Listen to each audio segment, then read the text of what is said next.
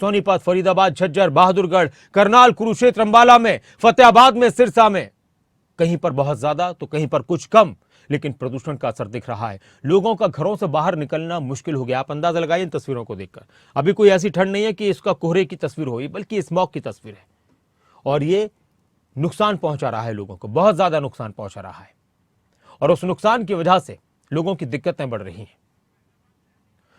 और इस वक्त हमारे साथ फरीदाबाद से अनिल राठी जुड़ चुके हैं, हमारे संवाददाता। सोनीपत से नितिन अंतिल जुड़ चुके हैं। फरीदाबाद दिल्ली से सटा हुआ, सोनीपत दिल्ली से सटा हुआ, और दोनों ही शहरों में प्रदूषण की वजह से लोगों की दिक्कतों का सामना लगातार हम देखते आ रहे हैं कि किस तरह से लोग अपनी परेशानियों का इजहार कर रहे हैं। अनिल से पहले बात करेंगे। अनिल, फरीदाबाद एक डेवलप सिटी, और लगातार यहां पर पहले से ही प्रदूषण को लेकर चिंता जाहिर की जाती रही है। बड़ी बड़ी फैक्ट्रियां हैं, कारखाने हैं, और ऊपर से फिर ऐसे मौसम में प्रदूषण की स्थिति किस तरह से फरीदाबाद के लोगों की चिंताओं को बढ़ा देती है।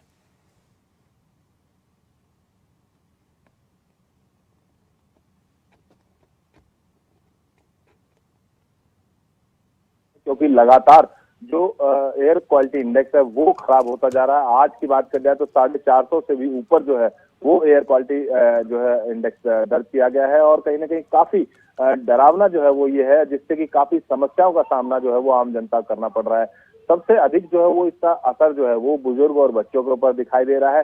लगातार जो है वो आंखों में जलन, गले में खराश और काफी और गंभीर समस्याएं जो कि सांस लेने की बात कर जाए तो वो यहाँ पे दिखाई दे रही है। और पूरे फरीदाबाद में देखिए सुबह से लेकर के और शाम तक जो है वो जिस तरीके से सूर्य देवता के दर्शन जो है वो दुर्लभ हो जाते हैं, क्योंकि लगातार पॉल्यूशन का एक बार मैं आपको दिखा देता हूं कि किस तरीके का पॉल्यूशन आप देख सकते हैं कि सभी के ऊपर जो है वो हाईवे की बात करी जाए या फिर कहीं पे बात करी जाए, इसी तरीके का जो धुएं का गुब्बार है वो आपको पूरे शहर के अलग अलग हिस्सों में दिखाई देगा। क्योंकि लगातार जो एयर क्वालिटी इंडेक्स है वो खराब होता जा रहा है और उसी के चलते जो है वो काफी समस्याओं का सामना जो है वो आम लोगों को करना पड़ रहा है। तो नासिर जी, इसी तरीके से लगातार लोगों को जो है वो इस समय इस खराब माहौल के अंदर, यानी खराब वातावरण के अंदर जो है वो रहना पड़ रहा है, मजबूरी में रहना पड़ रहा है, क्योंकि लगातार वायु की गुणवत्ता जो है वो खराब होती जा रही है, जिसके चलते खासी समस्याओं का सामना जो है वो आम जनता को सीधे तौर पर करना पड़ रहा है। हालांकि जिला प्रशासन की तरफ से लगातार जो है वो प्रयास किए जा रहे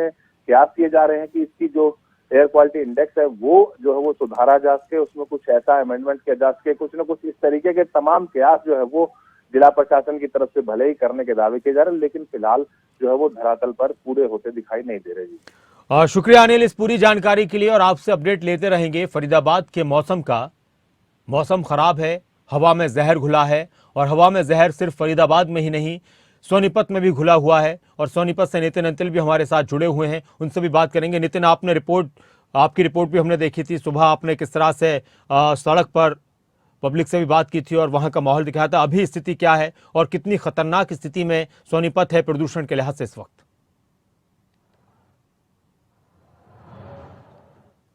बिल्कुल नासिर, अगर सोनीपत की बात प्रदूषण के हालात से कर ली जाए तो सोनीपत की आबो हवा बिल्कुल जहरीली हो चुकी है।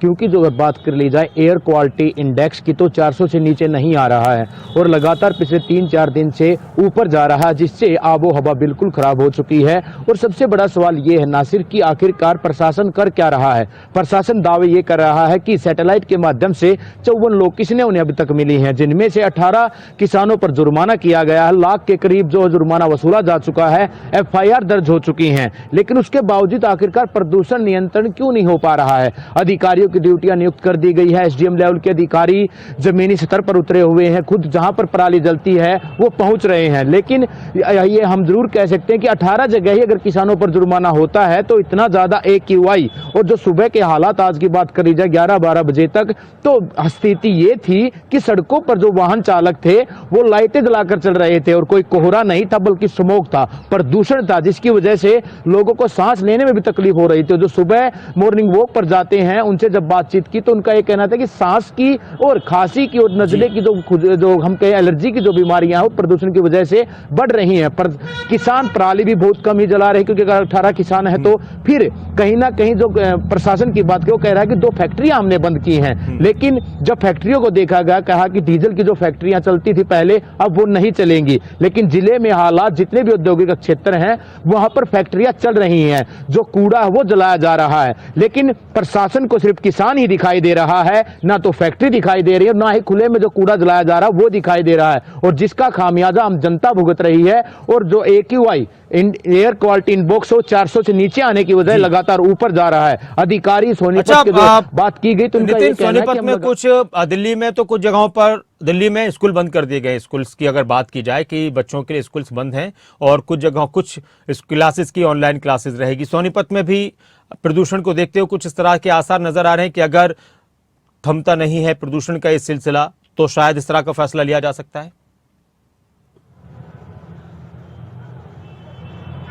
जी बिल्कुल नासिर, आपको जानकारी दे दूं, हालांकि इस तरह का फैसला प्रशासन ले सकता, लेकिन अभी ग्रेफ 3 लागू किया गया जिसमें निर्माण कार्य हो, खनन के कार्य हो या फिर प्रदूषण से जो गाड़ियां हैं जो जिनकी जो म्याद पूरी हो चुकी है 10 साल से ज्यादा, सिर्फ उन्हीं पर रोक लगाई गई है। जो भी सड़क का कार्य था, खनन का कार्य था, खनन जोन थे और निर्माण कार्य जो इमारतों के थे उनको बंद किया गया फिलहाल सोनीपत प्रशासन द्वारा। लेकिन यह पर्याप्त नहीं है, क्योंकि प्रदूषण की अगर बात करी जाए तो हवा बहुत ज्यादा जहरीली है, बुजुर्ग और बच्चे इसे सहन नहीं कर सकते। जिसके अलावा हम ये कहें कि जिलावासी मांग जरूर कर रहे हैं कि प्रशासन कुछ तो करे, लेकिन हम ये जरूर कहेंगे कि प्रशासन सिर्फ दावे ही करता रह गया, क्योंकि प्रशासन अगर समय रहते कार्रवाई करता, समय रहते फैक्ट्रियों की मीटिंगें बुलाता, फैक्ट्री जो वहां के प्रधान है एसोसिएशन के उनको निर्देश देता, कब हो सकता था। जी नासिर, शुक्रिया इस पूरी जानकारी के लिए नितिन।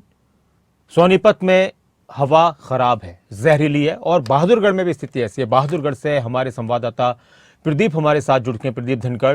प्रदीप, दिल्ली से बिल्कुल करीब है बहादुरगढ़ और बहादुरगढ़ जब भी दिल्ली में मौसम खराब होता है तो बहादुरगढ़ पर उसका असर पड़ता है। बहादुरगढ़ के लिहाज से प्रदूषण कितना खतरनाक इस वक्त साबित हो रहा है लोगों के लिए? बहादुरगढ़ में प्रदूषण बढ़ने की वजह क्या क्या है?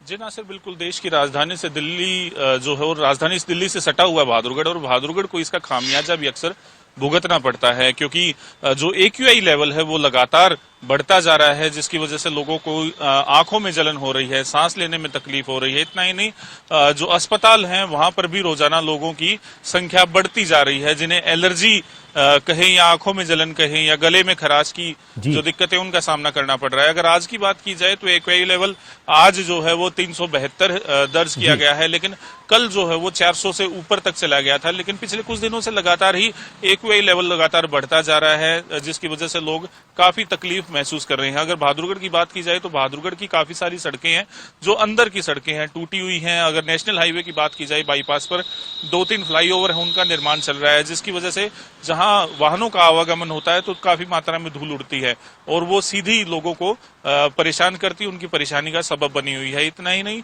बहादुरगढ़ औद्योगिक क्षेत्र है तो यहाँ पर काफी सारी फैक्ट्रियां हैं।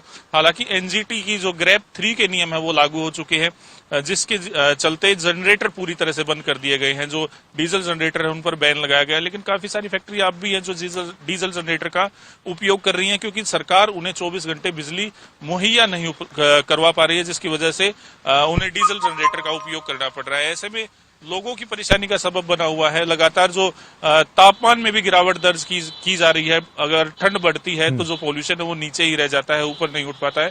इस वजह से जो PM 2.5 और PM 10 जो पार्टिकल्स है उनकी संख्या काफी ज्यादा होने के कारण लोग परेशानी जो हो उसका सामना करना पड़ रहा है। जी ना, शुक्रिया प्रदीप इस पूरी जानकारी के लिए और बातचीत के लिए। और प्रदूषण बढ़ रहा है और बढ़ते प्रदूषण पर बयानबाजी भी हो रही है। बढ़ते प्रदूषण पर इससे पहले भी सियासत होती रही और अब भी इसी तरह की बयानबाजी निकलकर सामने आ रही है। दिल्ली के पर्यावरण मंत्री गोपाल राय ने कहा कि बीजेपी सरकारों की वजह से ये सब कुछ हो रहा है, क्योंकि दिल्ली चारों तरफ से बीजेपी की जहां जहां सरकार है उन राज्यों में वहां से घिरा हुआ है। दिल्ली के चारों तरफ बीजेपी की ही सरकार है। केंद्र सरकार के आंकड़े के मुताबिक पंजाब में पराली कम जली है। पंजाब में पिछले साल के मुताबिक आधी पराली जलाई गई है, ये कहना है गोपाल राय का। पंजाब के पराली के धुएं का दिल्ली पर उतना असर नहीं है। हरियाणा और उत्तर प्रदेश के धुएं का ज्यादा असर है। हरियाणा और उत्तर प्रदेश की पराली का धुआं दिल्ली पहुंच रहा है। दिल्ली के पर्यावरण मंत्री गोपाल राय का यह बयान है। पराली की बात है, इसको समझना बहुत जरूरी है, क्योंकि क्या है कि जो पूरा अपना निकम्मापन है ना भाजपा का, दिल्ली के चारों तरफ भाजपा की सरकार है। आज मौसम विभाग क्या कर रहा है, केंद्र सरकार का आज मौसम विभाग का प्रेडिक्शन को आप पढ़िए, वो कह रहा है कि हवा की स्पीड काफी कम है।